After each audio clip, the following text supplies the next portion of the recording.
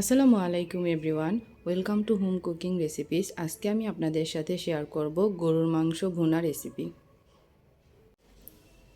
Viewers, গরুর মাংস ভুনার জন্য আমি এখানে 1 কেজি গরুর মাংস নিয়ে নিয়েছি। গরুর মাংসগুলোকে ছোট ছোট পিস করে কেটে ধুয়ে ভালো করে পানি ঝরিয়ে নিয়েছি। এ পর্যায়ে মাংসগুলোকে আমি একটা প্যানের মধ্যে ট্রান্সফার করে নিব। আমি একটা প্যানে মাংসগুলোকে ট্রান্সফার করে নিচ্ছি। প্যানে ট্রান্সফার করে নিয়েছি। এখন আমি এখানে দিয়ে দিব স্বাদ মতো লবণ, 2 টেবিল চামচ আদা রসুন বাটা, সামান্য পরিমাণ গরম মশলা বাটা, 1 চামচ হলুদের গুঁড়ো, আধা চামচ মরিচের গুঁড়ো, হাফ চামচের 1 চামচ পেঁয়াজ কুচি। আমি এখানে পেঁয়াজগুলোকে একটু মোটা মোটা করে কেটে নিয়েছি। আমার সব উপকরণগুলো দেওয়া শেষ হয়ে গিয়েছে। এখন আমি এগুলোকে সুন্দর করে মাখিয়ে নিব। মাংসটাকে ভালো করে সব মশলাগুলোর সাথে। হাফ চামচের 2 টেবিল চামচ তেল, হলুদের গুঁড়ো 1 চামচ ইউজ করেছিলাম, ভালো একটা কালার আসেনি, তাই আমি এখানে অফিস কিনে আরও 1 চামচ হলুদের গুঁড়ো দিয়ে দিয়েছি।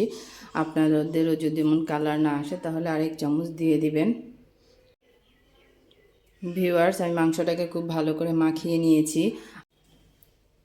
ভিউয়ার্স, এই পর্যায়ে আমি মাংসটাকে 20 মিনিট রেখে দিব যেন ভালো করে মশলাটা মাংসের ভিতরে ঢুকে যায়।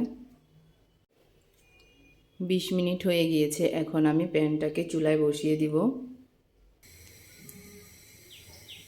ভিউয়ার্স, মাংসটাকে কষানোর জন্য আমি প্যানটা চুলায় বসিয়ে দিয়েছি।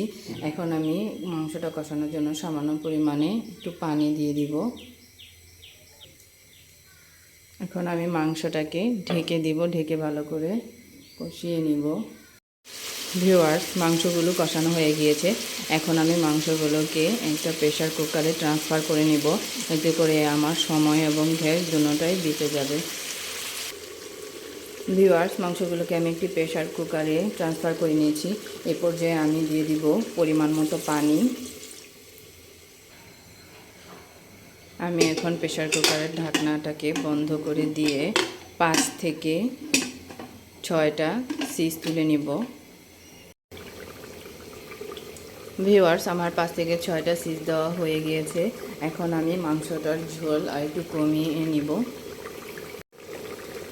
ভিউয়ার্স, সবশেষে এখানে আমি 1 চামচ ভাজা জিরের গুঁড়ো দিয়ে দিব। এতে করে খুব ভালো একটা সেন্ট আসবে। ভিউয়ার্স, হয়ে গিয়েছে গরুর মাংসটা। এ পর্যায়ে আমি গরুর মাংসটাকে নামিয়ে নিব। ভিউয়ার্স, হয়ে গিয়েছে আমার গরুর মাংস ভুনা। আমি চুলা থেকে নামিয়ে নিয়েছি। দেখেন কি সুন্দর হয়েছে। আপনারাও বাসায় ট্রাই করবেন, ইনশাল্লাহ খুব ভালো লাগবে।